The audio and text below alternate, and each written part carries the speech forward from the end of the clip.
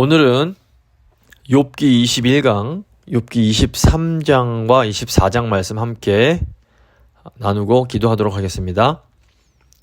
지난주 욥기 22장부터 이제 욥과 친구들 간의 세 번째 논쟁이 시작이 됩니다.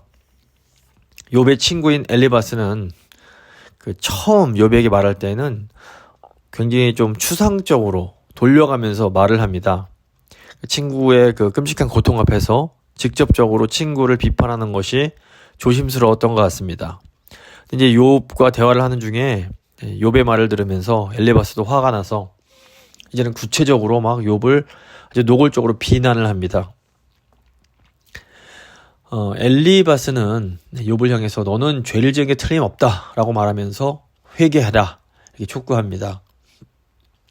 욥을 향한 엘리바스의 회개의 요구는 그 말이 아무리 그럴듯하고 또 때로는 아주 아름다운 그 말처럼 들려도 결코 진실된 것이라고 볼 수는 없습니다. 이게 가짜인 것이 완전히 티가 나는 것보다 진짜인지 가짜인지 잘 모르겠는 가짜가 실제로는 훨씬 더 위험합니다. 그것이 진리의 문제일 때는 그래서 더욱 조심해야 됩니다. 이 엘리바스의 말에는 분명 일부 진리가 포함되어 있었지만 그렇다고 해서 엘리바스가 욥을 향해서 하는 이 말은 진리가 될 수는 없는 겁니다. 이 신약 성경을 보시면 마귀도 광명한 천사의 모습을 하고 우리에게 다가옵니다. 그래서 마귀가 그럴듯한 거짓말을 통해서 우리를 정죄하고 우리를 낙심시키게 할 수 있습니다. 그렇기 때문에 우리가 겸손한 것은 좋지만 우리를 향한 비난이나 어떤 정죄에 대해서 그것이 정말로 맞는 비난인지를 잘 분별할 필요가 있습니다. 그리고 그것이 이거는 옳지 않다라고 했을 때는 과감히 그걸 걸러낼 필요가 있습니다. 이제 23장 보시면 이제 욥이 하나님을 향한 마음이 23장에 나옵니다. 1절부터 7절 보시면 욥의 마음속에는 갈망이 나옵니다. 친구들이 뭐라고 비난을 해도 욥의 깊은 갈망은 하나님의 얼굴을 보는 거였습니다. 1절과 2절 말씀 보시면 욥이 대답하여 이르되 오늘도 내게 반항하는 마음과 근심이 있나니 내가 받는 재앙이 탄식보다 무거움이라. 욥은 지금도 여전히 큰 고난을 받는 중에 있습니다. 욥의 이제 믿음을 저희가 들여다볼 수 있는 것은 욥이 그 극심한 고난 중에도 하늘에 자신의 중보자가 계심을 믿고 바라고 있는 겁니다. 3절부터 5절 보시면 내가 어찌하면 하나님을 발견하고 그의 처소에 나아가랴. 어찌하면 그 앞에서 내가 호소하며 변론할 말을 내 입에 채우고 내게 대답하시는 말씀을 내가 알며 내게 이르시는 것을 내가 깨달으랴. 그러니까 욥은 여전히 하나님을 발견하고 그의 처소에 나아가길 갈망합니다. 여기서 처소는 하나님의 그 고정된 자리, 하나님의 보호자를 의미합니다. 욥이 바라는 것은 이 하나님 앞으로 나아가서 자신의 억울함을 하나님께 호소하는 겁니다. 6절과 7절입니다. 그가 큰 권능을 가지시고 나와 더불어 다투시겠느냐? 아니로다. 도리어 내 말을 들으시리라. 거기서는 정직한 자가 그와 변론할 수 있은즉 내가 심판자에게서 영원히 벗어나리라. 욥의 가장 간절한 갈망은 이 땅에서의 재물이 회복되거나 자녀들을 다시 되돌려 받는 이런 게 아니었습니다. 욥의 가장 깊은 갈망은 하나님 앞에 의롭게 서고 싶은 겁니다. 이 고난이 너무너무 깊어져서 어느 단계에 이르게 되면 더 이상은 이 세상 것에는 별 소망이 없어지게 되는 그런 상태가 됩니다. 정말로 고난이 깊어지면 세상 사람들이 인정하고 칭찬하거나 또는 반대로 세상 사람들이 나한테 막 뭐라고 하고 비난하고 무시하고 이런 것은 아무런 의미가 없게 됩니다. 고난이 정말 깊은 중에 있을 때 하나님을 섬기는 성도가 바라는 것은 딱 한 가지입니다. 거룩하신 절대자 하나님 앞에서 옳다 인정함을 받는 겁니다. 어떻게 보면 고난이 우리에게 주는 큰 유익 중 하나가 이걸 수도 있습니다. 고난이 너무 깊어지면 정말로 나에게 중요한 것 외에는 다 의미가 없어지게 됩니다. 그래서 정말 센 고난이 오면 어떤 사람이 진짜 성도인지 아닌지가 드러나게 되는 그런 면이 있습니다. 진짜 하나님을 섬기는 성도는 고난이 오면 이 세상 때문에 묻어있던 그런 오물들이 씻겨져 나가고 그 진면목, 그 믿음의 참모습이 드러나게 됩니다. 그래서 이 고난이 진짜 성도에게는 정말 이렇게 어떻게 보면 연단하는 그런 기능을 하게 되는 겁니다. 물론 이제 가짜 무늬만 그 그리스도인들은 고난이 올 때 이제 어떻게 보면 도리어 하나님에서 떠나는 그런 일도 있을 수 있습니다. 8절부터 12절 보시면 이제 욥의 마음에 있는 확신이 뭔지가 나옵니다. 8절 보시면 그런데 내가 앞으로 가도 그가 아니 계시고 뒤로 가도 보이지 아니하며 그가 왼쪽에서 일하시나 내가 만날 수 없고 그가 오른쪽으로 돌이키시나 배울 수 없구나. 욥의 가장 큰 문제는 하나님이 보이지 않는다라는 겁니다. 아무리 뭐 힘들고 고난이 심해도 하나님의 그 임재하심, 하나님 나와 함께 하심을 경험할 수 있으면 그 사람은 견딜 수 있습니다. 근데 성도에게 가장 절망적인 상황은 뭔가 하면 아무리 해도 하나님이 느껴지지가 않는 겁니다. 그래서 예수님께서 십자가 위에서 내 아버지 어찌하여 나를 버리셨나이까 이렇게 절규하셨던 것은 어떤 육체적 고통이라기보다는 하나님의 임재를 경험하지 못하는 그 고통이 너무나 우리 주님께는 컸기 때문입니다. 욥은 하나님이 보이지 않는 이런 순간에도 그런데 하나님을 신뢰하며 하나님의 선하심을 확신합니다. 이제 이걸 보면 욥이 참 신자란 것을 알 수가 있는 겁니다. 10절부터 12절 보시면 그러나 내가 가는 길을 그가 아시나니 그가 나를 단련하신 후에는 내가 순금같이 되어 나오리라. 내 발이 그의 걸음을 바로 따랐으며 내가 그의 길을 지켜 치우치지 아니하였고 내가 그의 입술의 명령을 어기지 아니하고 정한 음식보다 그의 입의 말씀을 귀히 여겼도다. 욥은 하나님께서 자신이 가는 길을 알고 계시다라는 것을 신뢰합니다. 욥이 이렇게 하나님을 신뢰할 수 있었던 것은 지금 하나님이 느껴지지 않고 보이지 않음에도 하나님을 믿을 수 있었던 것은 욥이 하나님의 말씀을 소중하게 여기고 있었기 때문입니다. 우리가 믿음의 길을 갈 때에도 세상이 우리를 안아주지 않습니다. 우리의 현실은 우리가 믿고 바라보는 바와 정반대처럼 보일 때가 많습니다. 그런데 이렇게 현실이 너무나 우리의 믿음과 반대되는 순간에도 우리가 흔들리지 않고 예수님이 가신 길을 따라갈 수 있는 것은 말씀이 있기 때문입니다. 하나님의 말씀은 눈에 보이지 않습니다. 하지만 하나님의 말씀은 우리의 길을 인도하는 등이요 빛처럼 우리로 하여금 세상을 잘 볼 수 있게 도와줍니다. 그래서 말씀은 보이지 않지만 말씀은 우리가 이 세상을 바르게 볼 수 있게 해주는 겁니다. 그래서 하나님의 말씀이 없는 사람은 뭐 자기가 다 모든 걸 알고 있는 것처럼 해도 사실은 제대로 된 걸 보지 못하는 소경과 같습니다. 그러므로 우리가 비록 보이지 않지만 하나님 말씀에 순종해서 그 말씀을 붙잡고 가고 있다면 세상에 아무리 뭐 요동을 치고 또 때로 우리를 세상 사람들이 비난하고 우리가 가는 길을 비웃는다 해도 우리는 흔들릴 필요가 없는 겁니다. 성경 속에 나오는 뭐 노아, 아브라함, 이삭, 야곱 같은 이 족장들도 사실 아무것도 눈에 보이지 않는 가운데 하나님이 하신 말씀의 그 약속을 붙잡고 믿음의 자리를 지켰던 겁니다. 뭐 노아가 방주 지을 때 비가 오지 않았었는데 사람들에게 막 비웃음을 당했을 겁니다. 하지만 노아는 하나님의 말씀을 붙잡고 묵묵히 방주를 짓는 겁니다. 또 아브라함이 하나님 말씀에 따라서 본토 친척 아버지 집을 떠날 때에도 미쳤구나 사람들한테 비웃음을 당했을 수 있습니다. 하지만 그 믿음의 길을 가는 겁니다. 우리도 마찬가지입니다. 신실한 성도가 하나님 말씀 따라 살려고 발버둥을 쳐도 상황은 안 좋아질 수 있습니다. 근데 이런 상황에서 지금 우리가 할 수 있는 고백이 바로 오늘 본문에서 욥이 하는 고백입니다. 주님께서 내가 가고 있는 길을 아십니다. 주님이 나를 훈련시키신 후에는 제가 정금처럼 순결한 죄에서 자가 되어서 나올 겁니다. 이런 고백을 하면서 나아가는 겁니다. 이제 13절부터 17절에는 욥의 마음속에 있는 두려움을 또 고백을 합니다. 욥은 하나님의 선하심을 확신하지만 동시에 하나님의 그 주권, 전능하신 분의 그런 주권을 두려워합니다. 13절 14절입니다. 그는 뜻이 일정하시니 누가 능히 돌이키랴. 그의 마음에 하고자 하시는 것이면 그것을 행하시나니 그런즉 내게 작정하신 것을 이루실 것이라. 이런 일이 그에게 많이 있느니라. 하나님의 뜻이 일정하시다라는 것은 하나님의 뜻은 돌이킬 수 없다라는 것을 의미합니다. 욥은 하나님이 뜻을 정하시면 그 뜻을 반드시 이루시는 하나님, 그런 전능하신 하나님임을 믿고 있습니다. 15절입니다. 그러므로 내가 그 앞에서 떨며 지각을 얻어 그를 두려워하리라. 욥은 주권대로 행하시는 하나님을 두려워합니다. 하나님의 선하심을 신뢰하는 것과 하나님의 주권을 두려워하는 것은 서로 모순되는 것이 아닙니다. 도리어 하나님의 사랑과 선하심을 강하게 확신하는 사람일수록 전능하신 하나님을 경외하는 마음이 더 강해지게 됩니다. 16절 17절입니다.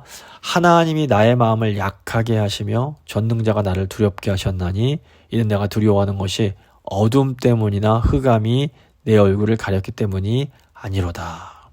욥은 자신이 정말로 두려워하는 것이 어둠이나 흑암이 아닌 전능자 하나님이심을 고백합니다.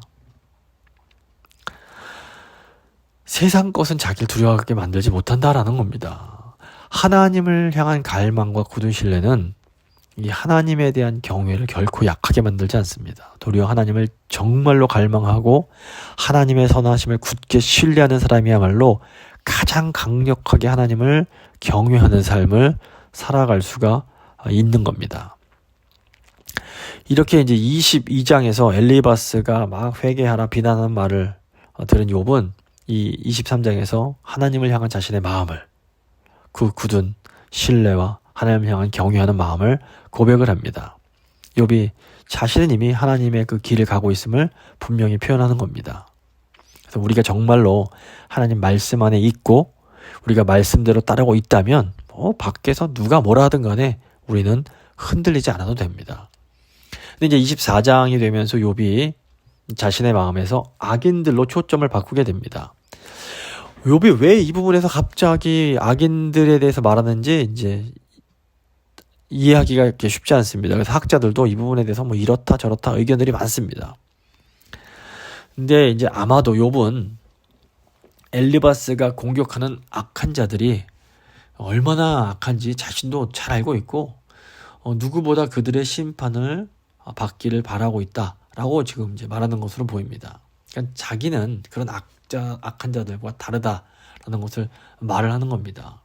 욥은 악인들에게 의해서 희생되는 사람들이 있고 악인들이 하나님이 세우신 창조 질서를 뒤집고 있기 때문에 악인들은 반드시 벌을 받아야 되고 마지막에 확실하게 벌을 받게 될 것이다, 이런 주장을 합니다.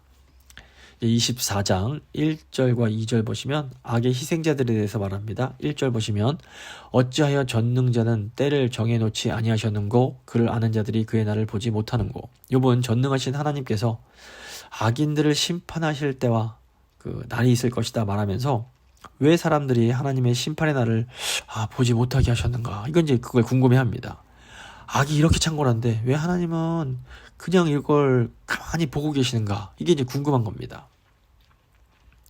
2절부터 4절입니다. 어떤 사람은 땅에 경계표를 옮기며 양떼를 빼앗아기려며 고아의 나귀를 몰아가며 과부의 소를 볼모 잡으며 가난한 자를 길에서 몰아나니 세상에서 학대받는 자가 다 스스로 숨는구나. 요번 악한 자들이 가난한 자들과 고아들과 과부들에게 저지르는 각종 악행을 설명합니다. 소위 힘 있는 자들은 가난한 자들의 경계표를 옮기고 땅을 뺏는 겁니다. 이들의 땅을 무단으로 사용합니다. 또 힘 있는 자들은 가난한 사람들의 양떼를 빼앗고 그들이 의지하는 가축을 볼모로 잡고 자신의 힘을 이용해서 이 가난한 사람들을 땅에서 몰아냅니다. 결국 가난한 자들은 이 힘 있는 자들의 약탈을 피해서 숨어 지내야만 하는 겁니다. 사실 욥이 묘사하는 이 이제 악한 자들의 모습은 인류 역사에서 계속해서 반복되고 있는 인간의 그런 죄악된 모습입니다. 지금 이 순간에도 국제적 차원에서만 봐도 힘 있는 나라가 센 나라가 힘없는 나라의 땅을 뺏고 재산을 뺏고 그 약한 나라의 사람들을 막 몰아내고 있는 겁니다. 이런 권력의 남용은 인간의 고통을 묘사하는 아주 그냥 그런 슬프고 가슴 아픈 상황을 이제 만들어내는 겁니다.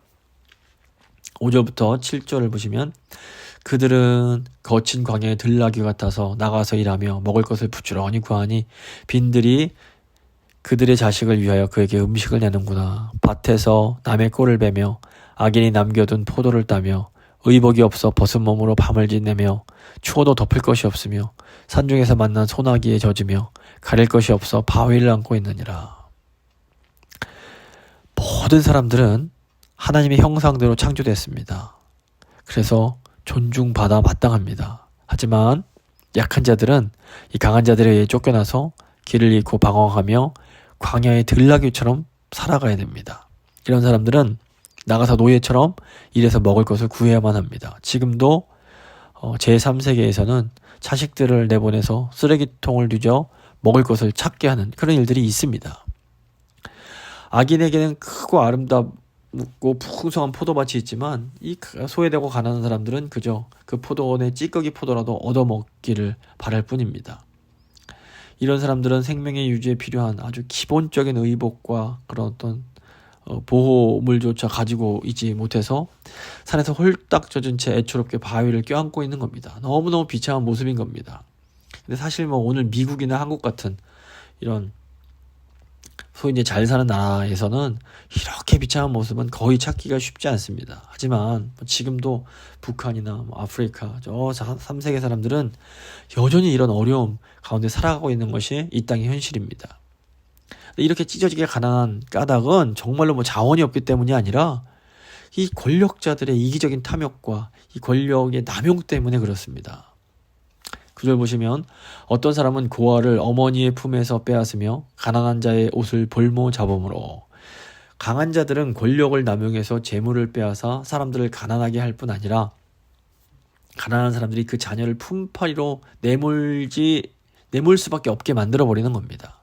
이들은 생존에 필요한 돈을 빌려주면서 보호해줄 사람 없는 고아를 볼모로 잡습니다. 때로 아이들이 소년 병사로 징집되거나 공장에서 노예처럼 일해야 되는 일들이 계속해서 역사 가운데서 일어났고 21세기 된 지금도 여전히 이런 일들이 존재합니다.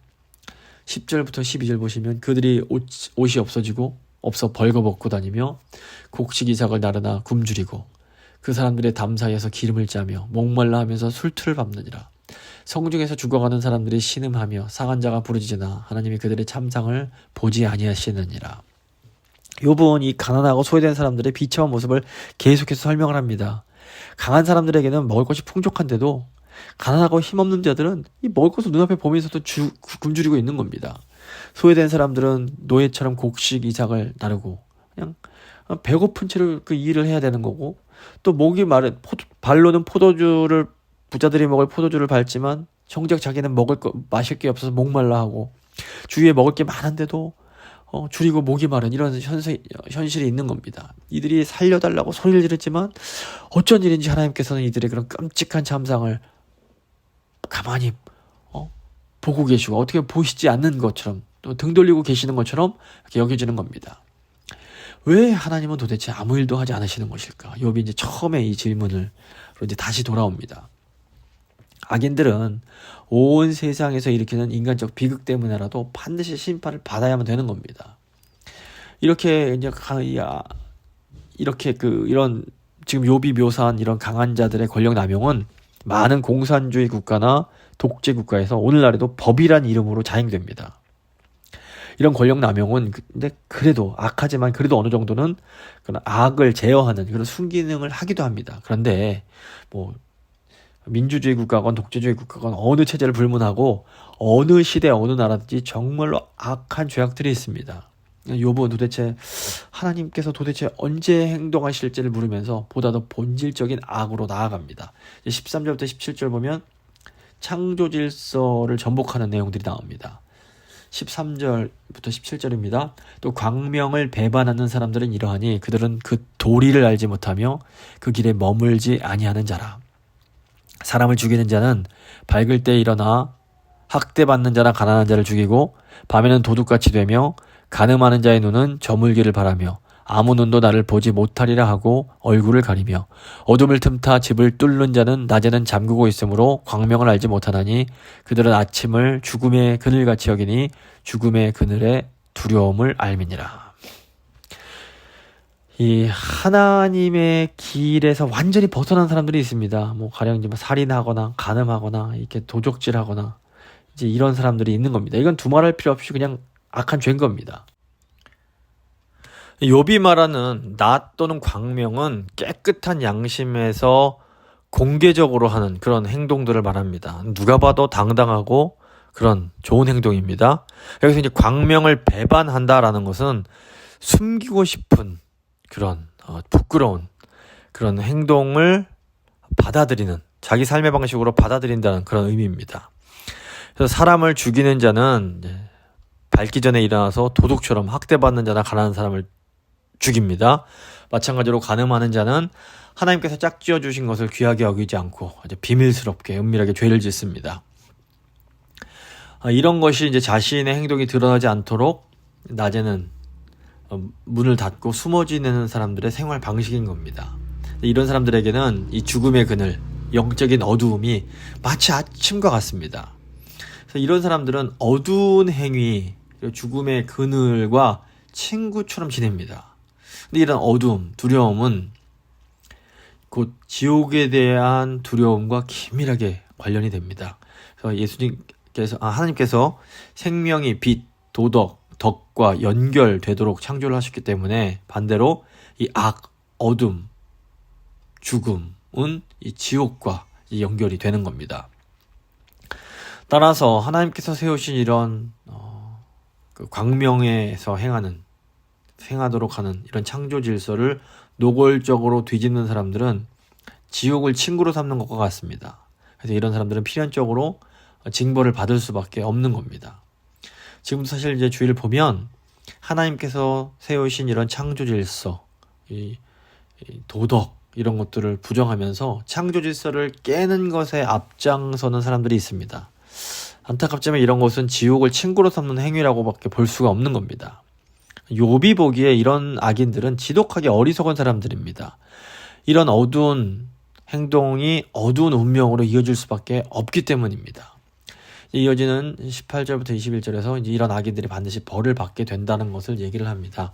18절 보시면 그들은 물 위에 빨리 흘러가고 그들의 소유는 세상에서 저주를 받나니 그들이 다시는 포도원 길로 다니지 못할 것이라. 가뭄과 더위가 눈 녹은 물을 곧 빼앗나니 스올이 범죄자에게도 그와 같이 하느니라. 모태가 그를 잊어버리고 구더기가 그를 달게 먹을 것이라. 그는 다시 기억되지 않을 것이니 불의가 나무처럼 꺾이리라. 욥은 이런 악인들이 재난과 심판을 당하게 될 것이다. 이 어떻게 보면 선포를 합니다. 거품이나 물에 떠내려오는 어떤 부유물처럼 악인들은 이제 즉시 사라지게 될 거다 말합니다. 악인들의 소유는 저주를 받고 그들의 포도원은 버려지고 그곳에 포도주 틀을 밟으려고 하는 일꾼들이 없어지게 될 거다 말을 합니다. 눈 녹은 물이 가물고 햇살이 뜨거운 때 그냥 즉시 증발해 버리고 사라져 버리는 것처럼 악인들도 지금은 있는 것처럼 보여도 내일은 당장 사라지게 될 거다 이런 말을 하는 겁니다. 욥은 스올이 회개하지 않는 죄인들을 삼켜버려서 그 악인들의 어머니라도 자기 자식들의 존재를 잊어버리게 될 거다 말합니다. 어머니는 자식을 뱃속에서부터 키우기 때문에 어머니가 자식을 잊는다라는 것은 완전히 세상에서 잊혀지게 되는 것을 강조하는 겁니다. 욥은 또한 구더기가 무덤에서 악인들을 달게 먹을 거다 말하는데 이것은 누구도 악인들을 기억하지 않게 될 것이고 악인들은 마치 나무처럼 꺾여서 미래의 희망이 전혀 없어지게 될 것을 아주 강력하게 선언하는 겁니다. 21절 보시면 그는 임신하지 못하는 여자를 박대하며 과부를 선대하지 아니하는도다. 욥은 악인들이 얼마나 나쁘고 잔인한지를 잊지 말라고 말을 합니다. 이게 임신하지 못하는 여자는 나이가 들었을 때 돌봐주고 혹시 과부가 되거나 하면 지켜줄 자식이 없기 때문에 고대 사회에는 이 임신하지 못한 여자, 아이 없는 여인이 가장 힘없고 불쌍한 사람이었던 겁니다. 그런데 힘 있는 악인들은 이런 여인을 박대하는데 여기 잘 보면 이런 여자를 뜯어먹는다는 그런 의미가 있습니다. 악인들은 연약하고 보호해줄 사람이 없는 이런 여인을 아주 비정하고 잔인하게 대하는 겁니다. 그렇기 때문에 악인들이 지금은 존재하는 것 같고 당장 벌을 받지 않는 것처럼 보여도 반드시 언젠가는 틀림없이 벌을 받게 될 것이다. 욥이 지금 말을 하고 있는 겁니다. 마지막으로 22절부터 25절 보시면 그러나 하나님이 그의 능력으로 강포한 자들을 끌어내시나니 일어나는 자는 있어도 살아남을 확신은 없으리라. 하나님은 그에게 평안을 주시며 지탱해 주시나 그들의 길을 살피시도다. 그들은 잠깐 동안 높아졌다가 천대를 받을 것이며 잘려 모아진 곡식이삭처럼 되리라. 가령 그렇지 않을지라도 너희 내 말을 거짓되다고 지적하거나 내 말을 헛되게 만들 자 누구랴. 하나님께서 이렇게 악하고 강한 이들의 생명을 결국엔 끌어내리십니다. 악한 자들이 교만하여 일어나거나 높이 올라가는 것처럼 보이지만 하나님께서 일하시면 살아남을 수 없는 겁니다. 우리 눈으로 보기에는 이런 악한 자들이 자주 꽤 오랫동안 번성하는 것처럼 보입니다. 악인들이 번성할 때에 이거 하나님께서 악인들에게 평안을 주시는 거 아니냐 이런 생각을 할 수 있습니다. 하지만 그렇지 않습니다. 악인들은 결국 멸망하게 됩니다. 욥은 하나님께서 계속해서 악인들의 길을 살펴보고 계신다 말합니다. 악인들이 실제로 잠깐 높아지는 것처럼 보여도 그것은 잠깐 동안이며 그 뒤에는 사라지게 된다라는 겁니다. 저희가 이번 주일에 이 가라지와 이런 알곡의 비유에 대해서 함께 살펴봤었는데 욥도 이 얘기를 합니다. 마지막 날에 수확이 있을 것이고 하나님의 때가 무르익으면 악인들은 곡식 이삭처럼 잘려지게 될 것이다 말하는 겁니다. 악인들이 악을 향하고 억압하는 그런 모든 시간 동안에 하나님은 그들을 지켜보시면서 기다리십니다. 하나님께서 아브라함에게 말씀하실 때 아직 아모리족 속의 죄악이 가득 차지 않았다는 말씀을 하십니다. 마찬가지로 하나님께서 시간을 보고 계신 겁니다. 아브라함 때나 욥의 때나 지금이나 악인들은 자기들 고집과 그런 완악한 마음으로 계속해서 악을 향합니다. 그런데 이게 하나님이 보실 때는 차곡차곡 진노를 쌓고 하나님의 진노를 쌓아가고 있는 것과 마찬가지입니다. 가라지 비유 보시면 농부가 알곡과 가라지를 둘 다 추술 때까지 그냥 두라고 말을 합니다. 이 시간이 이제 가라지들이 자기들에게 임할 진노를 지금 쌓아가고 있는 시간인 겁니다. 욥은 이런 악인들은 결국에는 하나님의 벌을 받게 될 것을 아주 강하게 확신합니다. 그러니까 욥이 지금 두 가지를 확신하는데 하나는 마지막 때에 하나님 앞에서 자신이 의롭다고 인정받을 것을 확신을 합니다. 또 동시에 욥은 마지막 때에 악인들은 반드시 하나님의 심판을 받을 것이다. 이것을 또 확신하는 겁니다. 말씀을 좀 마무리 지어보도록 하겠습니다. 이 복음에는 이중적인 차원이 있습니다. 기쁜 소식으로서의 복음은 하나님 백성들이 결국 하나님 앞에서 의롭다고 인정받을 결국 모든 것이 회복될 그 날이 있음을 약속을 합니다. 동시에 복음은 악인들을 향해서는 하나님께서 철저하게 심판하실 날이 있음을 약속하는 의미가 있는 겁니다. 그래서 오늘 말씀을 보면 욥이 이 복음 안에 담긴 두 가지 하나님의 약속을 꽉 붙잡고 있는 것을 볼 수 있습니다. 이 세상을 살아가는 우리도 이 복음 안에 담긴 두 가지 약속을 꽉 붙잡아야 됩니다. 하나님 백성, 하나님의 그런 말씀을 붙들고 끝까지 예수님의 길을 따라가는 하나님 백성들은 언젠가 모든 것이 회복될 날이 분명히 있습니다. 이게 복음에 담긴 약속입니다. 동시에 여전히 지금 이 세상에 악인이 창궐하고 악인이 센 것처럼 보이지만 이 악인들은 하나님의 때에 반드시 망하고 무서운 심판을 받게 됩니다. 이것이 또 복음이 우리에게 약속하는 기쁜 소식이기도 합니다. 우리 예수님께서 주기도문을 가르쳐 주실 때 아버지 나라가 임하고 아버지 뜻이 이루어지게 해달라 기도하라고 하십니다. 여기에는 세 가지 의미가 있습니다. 첫째는 아직 아버지의 나라와 아버지의 뜻이 온전히 이루어지지 않았다라는 의미가 있습니다. 근데 또 두 번째는 하지만 언젠가는 그 아버지의 나라가 온전히 임하고 아버지의 뜻이 완전하게 이루어지게 될 때가 있다라는 의미도 들어 있습니다.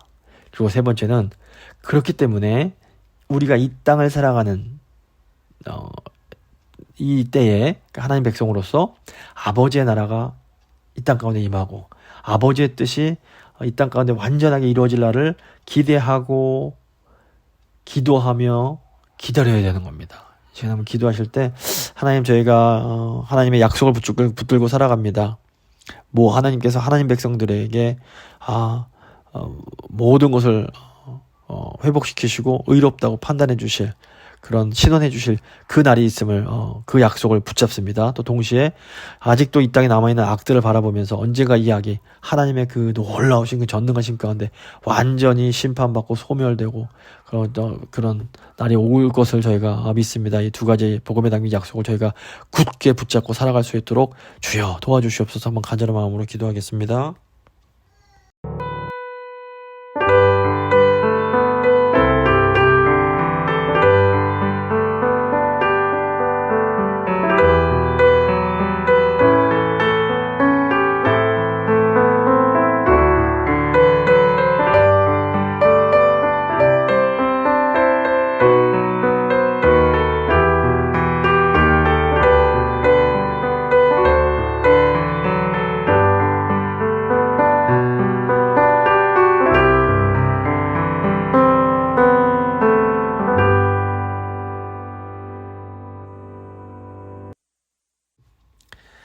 살아계신 하나님 감사합니다. 오늘 욥기를 통해서 또 저희가 붙잡아야 할 두 가지 소망을 깨닫습니다.